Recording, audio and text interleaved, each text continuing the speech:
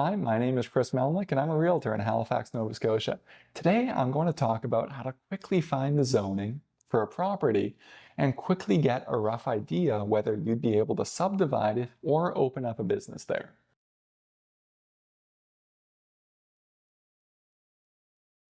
Now, this is done by county. I'm going to be looking up a property in Halifax. So what I do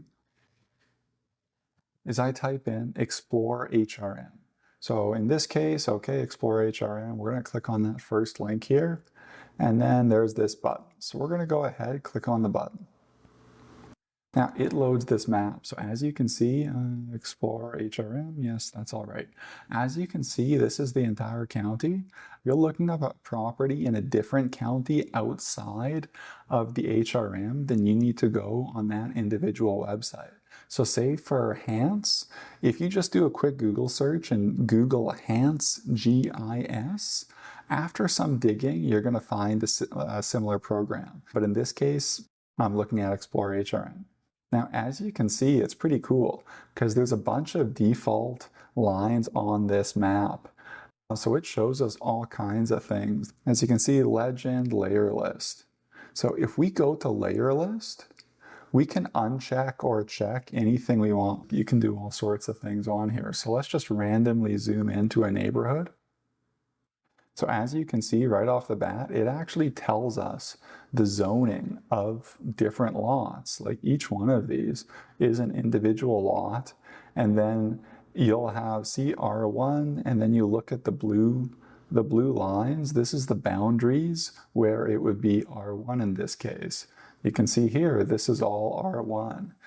Sometimes in certain areas, you can see the boundaries around this one. So these blue boundaries means this is C2A and this is R-2P. So yeah, you can go around, and if you want to make this easier to see, you can uncheck some of these, like uncheck accessible parking, uncheck the public washrooms, bus stops, transit routes. That being said, if for some reason yours doesn't come up with zoning, then you want to check this one, zoning boundaries. That's right, you can turn it on and off. And again, this is all done through this layer list. So we can pop it on, pop it off. Now, a neat thing we can do is if we have an individual address in mind, which is probably the reason you're watching this video, and you don't want to have to manually be searching around, you can actually just type it in. So in this case, I'm going to go type in 2240 Hammonds Plains Road. Why? Because it's not somebody's home, so it doesn't seem too invasive. It's one of those mysterious Bell-Alliant little huts along the side of Hammonds Plains Road. So here we are. As you can see, this one says C-2. And this is why it's pretty important. You can't just assume zoning based on what the neighbors have, because right next door it's C4, this is C4, this over here, orange color, is going to be MU-1. So, I mean, like 3 different zonings right next to each other. That's why you have to do this. Now, when you click on it, it's going to give you some different information. So land use, PID, assessment account number, the assessment value, square footage, some more stuff for polling district. We already knew that. So really, it's just the first couple that we care about. So again, you're watching this video because you want to know about zoning. So what we're going to do is, we know it's C-2 zone. So if we really, really wanted to, we could Google this area, try and find the land use bylaw. But they make it really easy for us. What we're going to do is we're going to click that button. It takes us here. Because as you can see, this specific area has a different land use bylaw than other places in the HRM. So, Dartmouth would be completely different. Down by Prospects, it's going to be different. So just because it's C-2 here, it doesn't mean the same thing necessarily as a C-2 in some of the areas. Nevertheless, it takes us to this page. We're going to click on the land use bylaw, and it's going to come up in browser with this PDF, which is really nice. So here we are, land use bylaw. As you can see, This is 132 pages. All I care about is C-2 zoning. So if I really had the time and I like to scroll, I could scroll down until I see C-2 zoning, but I don't like doing that. So what I'm going to do is I'm going to do Control F on my keyboard. So it pops up this guy in the corner. Now, in my case, it already shows up as C-2 because I was doing this before to test it. But you would go ahead and C-2. And when you do that, click Enter. And these little yellow bars, if you can see these on the side, these are every instance of where C-2 appears in this PDF. So up here, it says there's 16 instances of C-2. And since I've already clicked Enter, now I'm on the second one. You just keep clicking Enter and it'll go down to the next instance. So obviously we started at this one, then it went to this one. Now since I've clicked the Enter again, we're at the third one. So what we're trying to do is find the relevant C-2 because I want the C-2 section. But again, here talking about ground signs and C-2, like no, I want the actual C-2 section. So no, that's not it either. That's MU-1. Here we are, the actual C-2 section. Here, looking at this, we can see the different uses you'd be able to do in this zone. So it's actually a very open zone. So you can do a lot of different things. So I mean, if you really wanted to, you could do a single family detached house, a bakery, a commercial school. You can do all sorts of things. So who knows, maybe Bell Alliant is planning something.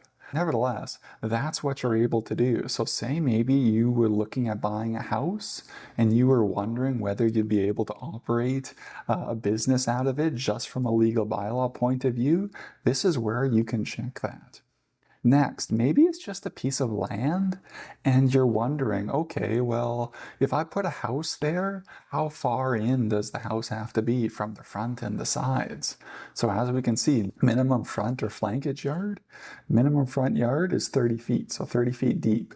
Minimum rear or side yard, 15 feet. Maximum height, so this means the home can be, well, 35 feet. If you wanted to, say, subdivide, so maybe you're looking at a bare piece of land, or maybe you're looking at a house on a really big piece of land and you're wondering, you know what, that's a big lot. I wonder if I could split that into 2 lots and sell one and get some of my money back. So here's what you can do fairly quickly to figure that out.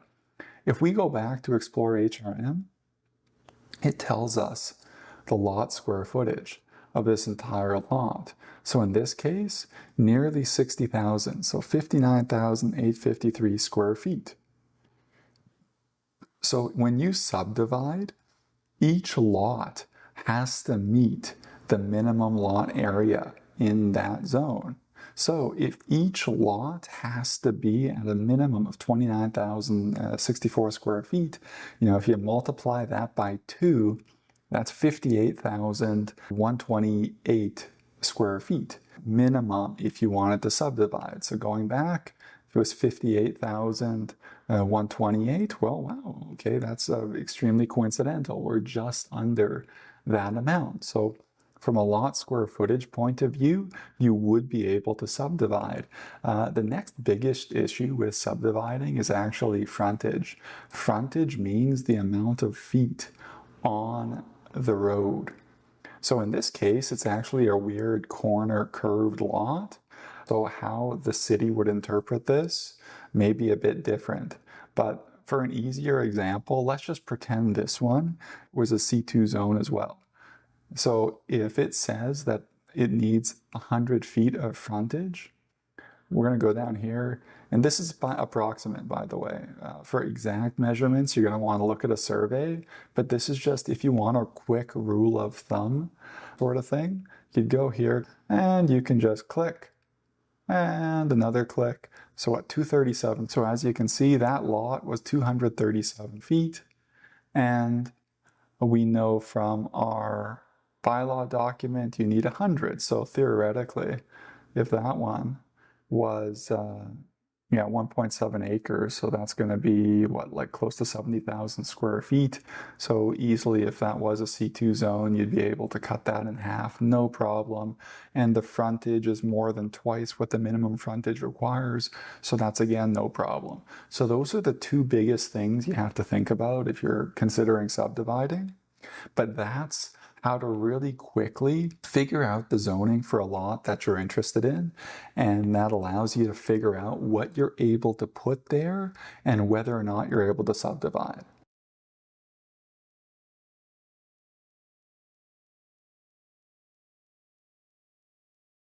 As always, I hope you've got some value out of this video. My contact information is in the description. Goodbye.